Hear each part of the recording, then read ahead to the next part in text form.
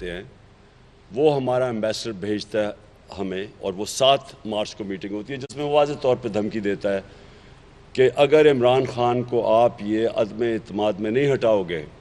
تو پاکستان کے لیے بڑے مسئلے مسائل ہوں گے، اور اگر آپ ہٹا دیں گے تو پاکستان کو معاف کر دیا جائے گا۔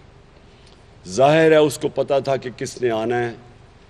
کیونکہ اس نے یہ نہیں کہا کہ اگر اچھے کام کریں گے تو معاف کر دیا جائے گا، اس کو پتہ تھا کس نے آنا ہے۔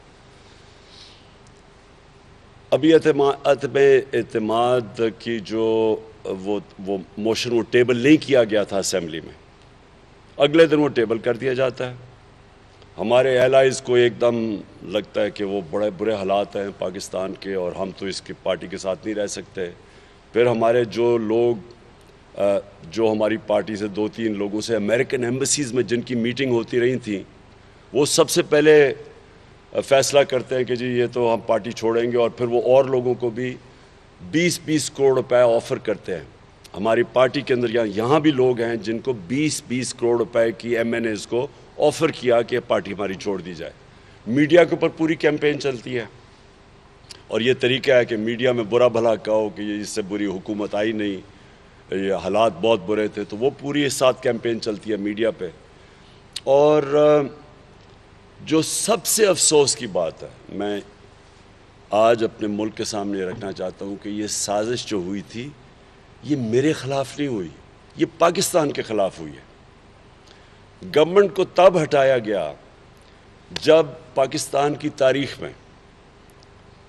بڑی کم دفعہ 6% ہمارا جو جی ڈی پی گرو کیا، یعنی کہ ہماری جو سالانہ آمدنی، جو ملکی آمدنی ہے، اس کے اندر جو اضافہ تھا وہ 6% تھا، جو کہ ہماری تاریخ میں بہت کم ہوا ہے۔ یعنی ملک آگے بڑھ رہا تھا، انڈسٹری آگے بڑھ رہی تھی، انڈسٹریل گروتھ ریٹ کئی کہتے ہیں کہ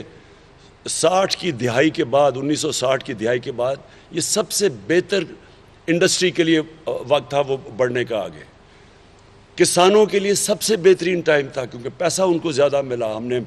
شوگر مافیا سے ان کو پیسہ دلوایا ٹائم پہ، ان کی فصلیں انہوں نے لگایا، ریکارڈ فصلیں ہوئیں، 2 سال مسلسل ریکارڈ فصلیں ہوئیں اور ریکارڈ پیسہ گیا کسانوں کے پاس، تو 60% پاکستان بھی خوشحال تھا، انڈسٹری بھی گرو کر رہی تھی۔ سارے بر صغیر میں پاکستان میں سب سے زیادہ روزگار تھا،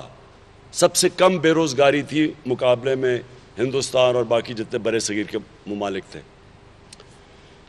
اس کے علاوہ آئی ٹی ایکسپورٹس، ٹیکنالوجی کی طرف پہلی دفعہ 75% آئی ٹی کی ایکسپورٹس بڑھ رہی تھی۔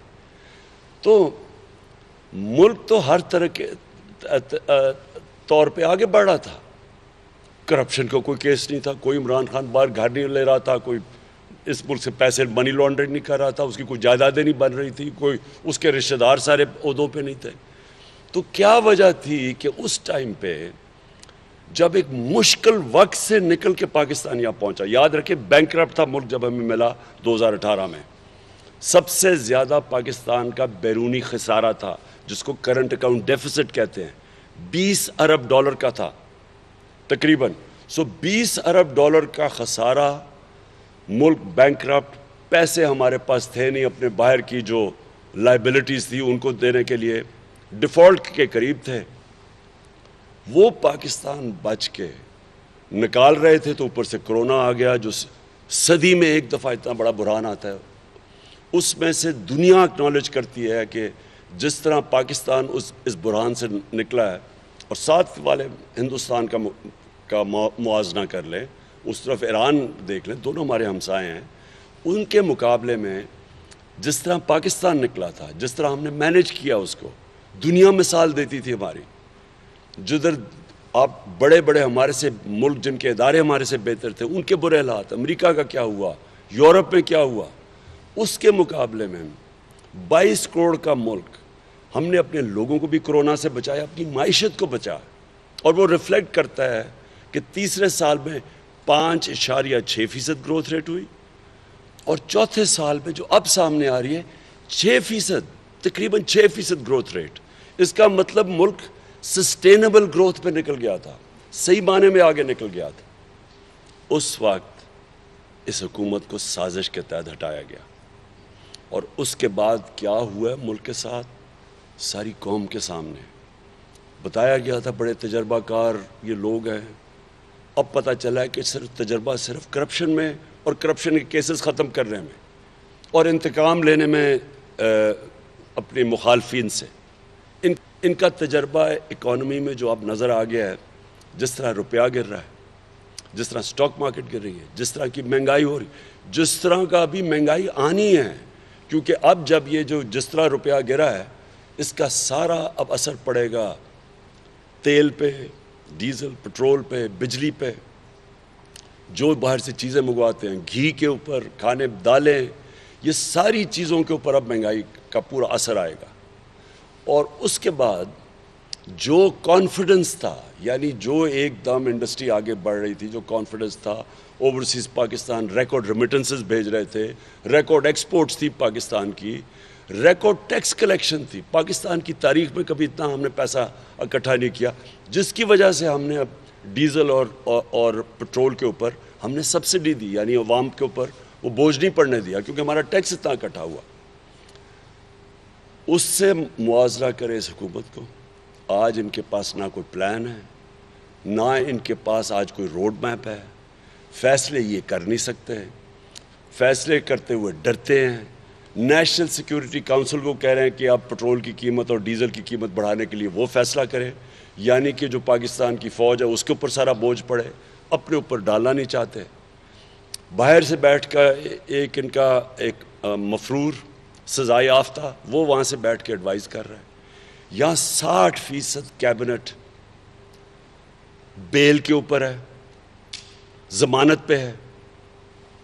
تو دو چیزیں میں جو آج آپ کے سامنے یہ جو ابھی بتاؤں گا کہ کس طرح ہم نے نکلنا ہے اسلام آباد، میں دو چیز آپ کے سامنے رکھنا چاہتا ہوں. ایک ہمارے ملک کی توہین کی گئی کہ باہر سے بیٹھ کے ایک سازش یہاں کے میر جعفر اور میر صادق کے ساتھ مل کے ایک 22 کروڑ لوگوں کی منتخب کی ہوئی حکومت کو ہٹایا گیا. اور تب ہٹایا گیا جب وہ ایک مشکل وقت سے اور چیلنج سے نکال کے ملک کو ایک صحیح طرف لے کے جا رہی تھی. اور اس کو ہٹا کے جو دوسری توہین کی ہے انہوں نے ہماری، اور میں یہ ساری اپنی آج 22 کروڑ عوام سے بات کر رہا ہوں. ایک توہین کے باہر بیٹھ کے ایک انڈر سیکرٹری آف اسٹیٹ دھمکی دیتا ہے ہمارے ایمبیسڈر کو کہ اپنے پرائم منسٹر کو ہٹاؤ، جو کہ چیف ایگزیکٹو تھا. ملک کا چیف ایگزیکٹو کو ایمبیسڈر کو کہہ رہے ہیں کہ یہ پیغام دے رہے ہیں ہم اس کو ہٹاؤ، نہیں تو ہم تمہیں یہ کر دیں گے، اور اگر تم نے ہٹا دیا تو معاف کر دیں گے. پہلے تو اس سے زیادہ بڑی کوئی توہین ہے کہ ایک ملک جو ہم نے اتنی قربانیوں سے لیا تھا اپنا پاکستان، جس کے عظیم لیڈر قائد اعظم، جس کی بڑی خواب علامہ اقبال جو کہتے تھے کہ ہم ایک مثال بنیں گے مسلمان دنیا کے لیے، اس ملک کو 22 کروڑ لوگوں کو ایک ٹیشو پیپر کی طرح استعمال کیا ہے کہ جناب یہاں کیونکہ یہ پرائم منسٹر ہماری بات نہیں مانتا، کیونکہ یہ روس چلا گیا تھا، کیونکہ یہ آزاد